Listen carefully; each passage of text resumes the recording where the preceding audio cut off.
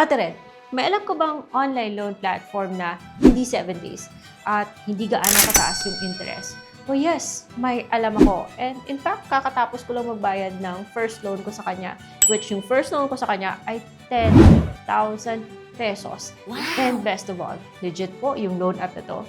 So the question is, magkakaroon ba ng increase pagkatapos bayaran? Or gaano ba kadali mag-reloan ulit? Or makakautang ba ulit sa loan app na to? Because ang ganda niya ha, kaagad mo siyang matatanggap at no additional documents pang kailangan na isubmit dito. Basta magkaroon ka lang ng offer. So in this video, let's talk about Grab Loan. And kung gusto mo malaman paano mag-offer and other details about this loan app or loan offer, keep watching. Okay, so kung bago pa kayo dito sa channel, don't forget to like, subscribe, share, comment. This video is not sponsored. It is based on my personal experience. And yes, all po yung pinag-uusapan dito, online loan apps, digital banks, digital bank loans, and all that.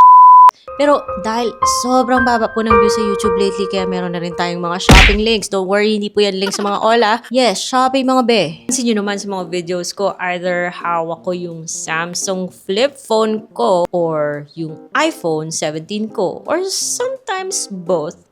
Well, you can buy these phones via Shopee, kaya hindi na kayo mapapasana all. Dalawang cellphone or sana all, bongga yung cellphone. Kung meron kayong Shopee S-Loan or meron kayong Shopee Pay, pwede mong i-installment yung either of these phones. Click nyo na yung product link na nasama ko sa video na to. Kaya ako binanggit yung dalawa kong cellphone because tong Grab, yes, the same loan platform kung saan nakaka-order ka ng food or nakaka-book ka ng transportation, ay nada-download either sa Google Play Store or sa App Store. And when you see this icon, yun na yun. Yun na. Alam mo, makakautang ka na ng up to 50,000 pesos na pwedeng bayaran sa loob ng 3 months. Ito yung maganda sa kay Grab Loan kasi according sa kanyang website, wala po siyang penalty pag na-overdue ka. Wow. Na-impress ako kasi first time ko maka-encounter ng ganito ha. Pero, this could impact your credit score and can affect your future loan applications. Kaya huwag nang pasaway. So, ayun na guys ha, 3 days pa lang before my due date, my last payment with Grab, meron na siyang offer 6,400 in plain and simple terms, parang ini-invite ka niya na mag-renew. Pero hindi ko muna tinake yung 6,400 guys, which is actually 2/3 of my original loan amount kay Grab. That was 10,000 3 months ago. So, hindi ko muna tinake dahil gusto ko malaman kung after the last payment ba, mag-i-increase ba yung 10,000? Remember na with Grab, pwedeng up to 50,000 ha. So, I waited and then after my last payment, 10,000 pa rin, which is fine. Okay na. Hindi na ako magre-reklamo kasi 10,000 pesos na babayaran mo in 3 months, hindi 7 days. Malaking tulong na yan, malaking bagay na yan. Papakita ko sa inyo kung anong meron dito sa 10,000 na loan para makapag-decide kayo kung okay ba ito si Grab Loan para sa needs nyo. Hindi naman siya ma-adjust kasi only utang what you can afford to pay. And then sa baba, you can also adjust the number of months na babayaran mo siya kasi 3 months nga yung maximum, pero pwede mo rin siyang gawing 1 month or 2 months kasi dun ka kasi makakatipid sa interest sa number of months eh. Dun sa 10,000 na ilo-loan mo, meron siyang processing fee na 200 pesos. Don't worry, hindi niya yan. Hindi niya yan ikakatas, guys. At the interest rate of 4.99 is 1,497 or 1.5. If you're going to compare it with OLAS na 12% or 13% or some even more, okay na to. But then again, nasa inyo naman yan guys eh. So if you click apply, mapupunta ka doon sa part na kung saan uulitin mo na naman yung dati mo nang sinagot sa kanya. Kasi ginawa ko na to dati. So hindi siya matic guys. Kailangan mo ulit mag-fill out ng address mo, contact number, email address, monthly income. Pero wala namang nag-change kung ano yung binigay ko sa kanya last time.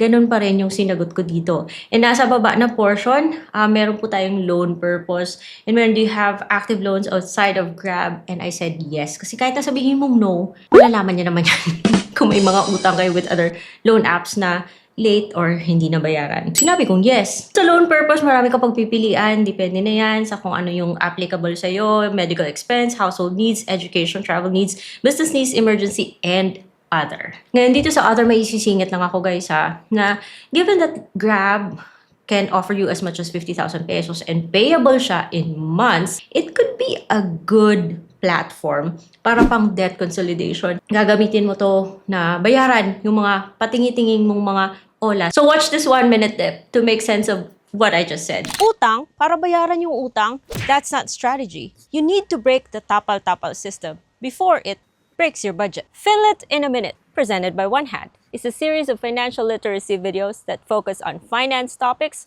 all within 60 seconds. Here are the steps to break the tapal cycle. 1.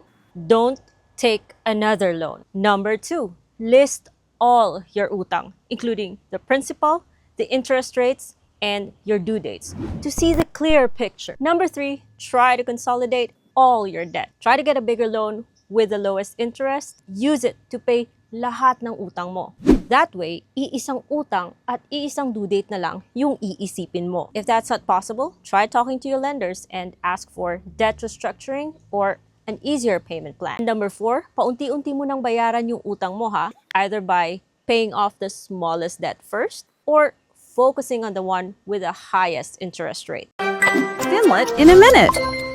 Case gusto mong gamitin si Grab Loan as a way to consolidate all your debt, just make sure na naiintindihan mo yung full picture. Say for example, sa 10 na ola na pinagkakautangan mo and si Grab yung may pinakamababang interest, at least iisang utang at iisang due date na lang yung iisipin mo, pero wag ka nang magdagdag kung sakali yun yung ginawa mo. Just a tip guys, nasa inyo naman kung susundin nyo yan. So moving on the next page, yun, payment method na. Please take note that payments are auto-deducted. Just make sure na meron pong laman yung payment method na preferred mo on the day na kakaltas si Grab ng pambayad.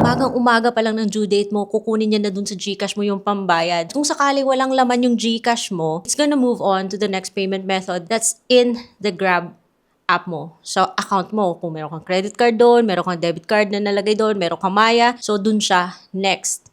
Kaya, just make sure na lang na may laman yung GCash nyo para walang problema. Next page, i-click mo yung continue and paulit-ulit be. Gusto talaga ni Grab, makasigurado na naiintindihan mo yung pag-utang mo dito. Kaya meron tayong summary. So, just go over it. Continue. Naninigurado siya kasi on the next page, loan disclosure statement pa. Di ka na talaga makakalusot dito. Di mo pwedeng sabihin na auto-disburse tong Grab na to. Click submit application. Pag view mo ng loan, ayan na. Disburse na, diretso na siya sa Grab wallet, buo, walang kaltas. Eh di ngayon, panibagong due date na naman yan.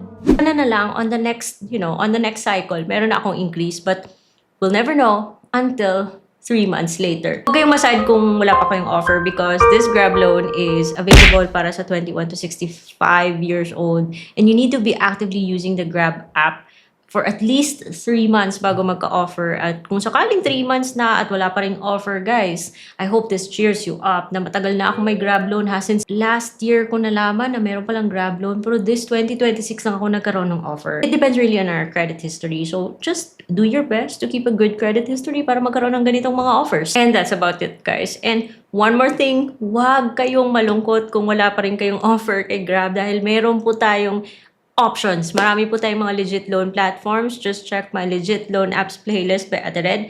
Andun po yung mga loan apps na nasubukan ko na and okay naman yung naging experience ko so far. Check nyo lang. Baka andun po yung loan app na makakasagot sa mga needs nyo. And kung meron ako nakalimutan sabihin, just comment below. And I'll see you on my next vlog. Bye-bye!